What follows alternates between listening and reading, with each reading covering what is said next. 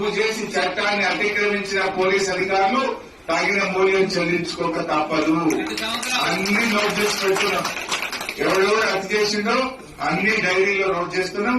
ఈసారి మేము కేసీఆర్ గారు కాళ్ళు మొక్కైనా సరే హత్య చేసిన పోలీసుల సంగతి అంతు చూసేలా ఎవరు తీసిపెట్టే ప్రశ్నే లేదు. ఎందుకంటే మాకు కూడా ఒక హద్దు ఉంటుంది. ఇలా మా తమ్ముడు బాలికల సుమారు ఆదిలాబాద్ జైల్లో పెట్టిండు. నలుగురిని క్యాకన్పల్లిలను అరెస్ట్ చేసి ఆదిలాబాద్ జైల్లో పెట్టిండు. మెదక్ లో 13 మందిని అరెస్ట్ చేసుకుపోయి సంగారెడ్డి జైల్లో పెట్టిండు. ఆమంగల్లో మా తమ్ముళ్లను తీసుకుపోయి అరెస్ట్ చేసి మహబూబ్ నగర్ జైల్లో పెట్టిండు.